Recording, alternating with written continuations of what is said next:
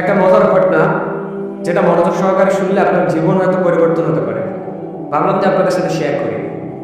রাসূল সাল্লাল্লাহু আলাইহি ওয়াসাল্লাম একদিন বাইরে থেকে আসলেন, এসে আমাদের আয়েশা সিদ্দিকা রাদিয়াল্লাহু তাআলা নাকি বললেন যে, আয়েশা, তুমি আজকে আমার কাছে যা চাইবা আমি তোমাকে তাই দেব। তিনি ভাবতে লাগলেন যে রাসূল সাল্লাল্লাহু আলাইহি ওয়াসাল্লামের কাছে কি চাওয়া যায়, সংক্ষেপে বলতেছি। আবার এটাও ভাবতেছেন যে আমি না জানি এমন কিছু জিনিস চেয়ে বসি, এমন কোনো কিছু কথা বলি যাতে রাসূল সাল্লাল্লাহু আলাইহি ওয়াসাল্লাম কষ্ট পায়। তিনি বললেন যে, ইয়া রাসূলুল্লাহ, আমি কি কারো হেল্প নিতে পারি?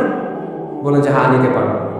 আমাদের আয়েশা সিদ্দিকা রাদিয়াল্লাহু তাআলা অনুমতি নিয়ে বাবার কাছে চলে গেলেন, আবু বকর সিদ্দিক রাদিয়াল্লাহু তাআলার কাছে গিয়ে বললেন যে, রাসূল সাল্লাল্লাহু আলাইহি ওয়াসাল্লামের কাছে কি এমন জিনিস চাওয়া যায় যেটা তিনি আমাকে দিতে চান। এখন আবু বকর সিদ্দিক রাদিয়াল্লাহু তাআলা বললেন যে, তুমি আল্লাহ রাসূল সাল্লাল্লাহু আলাইহি ওয়াসাল্লামের কাছে এমন জিনিস চাও যে তিনি মেরাজের দিনে, মেরাজের রাতে আল্লাহ পাক রব্বুল আলামিনের কাছে যাওয়া আসার মধ্যে কি এমন জিনিস আল্লাহ পাক তাকে বলছিলেন যেটা এখনো পর্যন্ত কোনো মানুষ জানে না, তিনি কাউকে বলেননি, গোপন একটা কথা।